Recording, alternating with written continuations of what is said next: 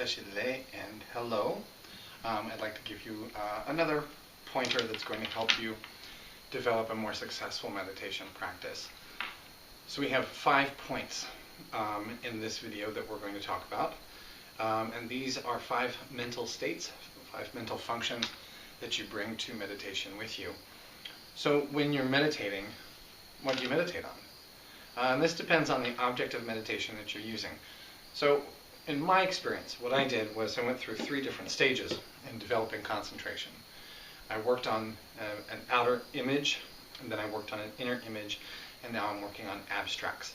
So the way I did that was I carried around with me a special penny, and then I changed it to a little tiny brass statue of Buddha.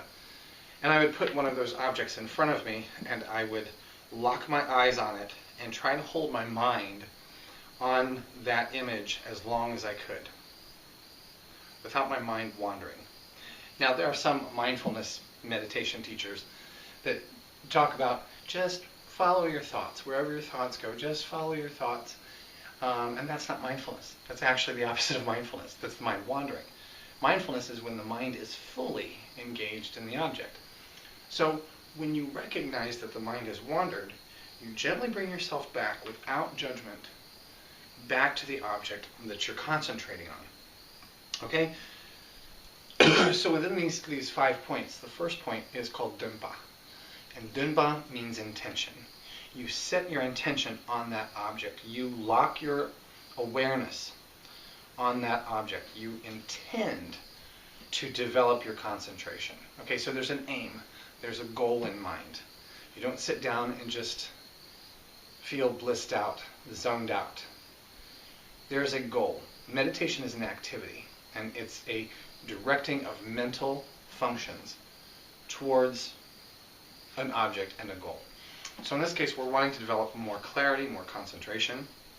So Dunpa means I'm going to intentionally put my awareness, put my mindfulness on this object. Now the next function is called Mupa, and Mupa means an aspiration or an interest. So I'm going to try to develop as much interest in this object as I can. And we don't have a problem when we sit down to watch a movie, when we sit down to read a book. Our interest, it just kind of comes with it. But when it comes time to sit down, we're so habituated to moving, and thinking, that we're not successful at first. We get bored so easily, and after about 2 or 3 minutes, we're thinking, what the hell am I doing? We have to keep understanding and developing a faith based on reason why these meditative practices are beneficial to us and how they're going to help improve our own level of happiness. Okay? So developing a stronger interest is also probably something that you have to do prior to your meditation. You have to do a little bit of study and research into why meditation is beneficial for you. Okay, so when it comes to this object, we want to generate as much interest in that object, holding our attention firm. Okay, and then the next step is called Dunpa. And Dunpa often gets translated into mindfulness. And this means a recollection. So the mind, when it's weak, is going to slip off the object and go wander about with your thoughts. And you'll start thinking inadvertently. And I think Joe Dispenza asked the question beautifully, do you think your thoughts or do your thoughts think you? So Dunpa means to recall the object, mindfully place your object back here. Alexander Berzin says he considers this mental glue. It fixates the mind on the object. And for me, I like to think of it as mental crosshairs. So I'm using the gun of awareness, and I'm locking my crosshairs of mindfulness on that object. And I'm going to try to hold my mind on that object as long as possible. Now remember, when we're meditating, the word for meditation in this, what we're doing in Tibetan is called Gompa. And Gompa means familiarization, habituation. So our mind has already been habituated to think other thoughts and to drift off out into la la land. What we're going to try to do is counter that by coming back to the object, coming back to the present moment. Whenever your mind drifts off, you're either thinking about past and future, and that's going to be in your left hemisphere. When you're in the now, when you're in the moment, and you're using mindfulness on that object, if you're staying with the object in the moment, you're in the right hemisphere, and you're going to be able to get deeper and deeper. And this sense of self and ego is going to start to diminish more and more. So Genpa is a recalling the mind and pulling it back to the object. At first, you're going to drift off easily. You might last about 20 seconds, 30 seconds, and then the mind starts to wander off. You'll have to keep bringing Genpa back. Okay, you're going to have to keep recalling yourself to the object. The next mental function is called Tingzin. And Tingzin in Sanskrit means samadhi. And this is a deep awareness. This is a deeper awareness. Tingzin literally means to hold something deeply. So you're not just going to have your mind, your crosshairs focused on the object. You're going to do what I like to think of as putting my whole consciousness into that object. Rather than thinking the whole object comes into my mind, I'm going to press my whole mind into that object. So everything else is gone except for that object. And the deeper you go, the less awareness of a self watching the object is present. And then the final mental function is called intelligence. And the more you become habituated to this practice, the more you learn about the object, the more intelligence and wisdom you develop about the object. So when we're starting with an outer object, we're really not developing what meditation is supposed to be. Meditation is supposed to be developing the consciousness, which is inward.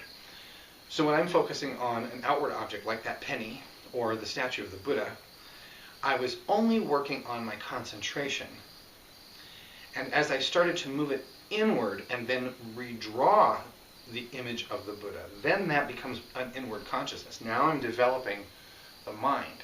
So I'm redrawing the mental image of the Buddha as clearly as I can, and this becomes an inward consciousness. This is necessary before going to an abstract like compassion. Compassion doesn't have a mental image. There's no mental image of what compassion is. You have images of what compassion, how it's acted out, but you don't have, compassion itself does not have a physical appearance. So that being the case, the mind will slip off an abstract a lot faster than it will a solid, a mental object, a mental picture. So when you move into an abstract, then you have a stronger concentration. It's still going to slip off, but you come back to it and can hold it longer and longer and longer. So the more you hold that abstract single-pointedly, the more you develop more and more neural wiring, the more you develop more attractor patterns into your experience to become more and more compassionate. And by becoming more and more compassionate, you become more and more happy. And science has shown that there's a good connection in the brain between compassion and happiness. So in these 5 points, we could make 5 separate videos. We could write 5 separate books on the depth and the richness of what each one of these means. So this is a brief introduction. When you take yourself to meditate and you have an object, an outer object or an inner object, remember, meditation is supposed to be on an inner object. So you're going to get there eventually, either through a mental image or through an abstract. And you want to use these 5 mental functions to help you.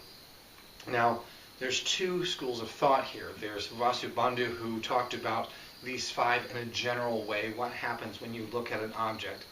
These 5 are present. First of all, I have an intention to look at it. There's some kind of interest that I have in it. I'm locking my crosshairs on it, even for a short time. And in order to learn anything about it and develop intelligence, it has to come deeply, so it's not so superficial. Asanga, on the other hand, used these 5 in regards to developing good qualities of the mind through meditation and so on. So I hope that when you go to meditate, you think about these 5 and you become aware of the process of how these 5 are functioning and making your meditation more successful. And if you have any questions, please put them in the comment section. I'll do my best to answer them for you. And happy meditating.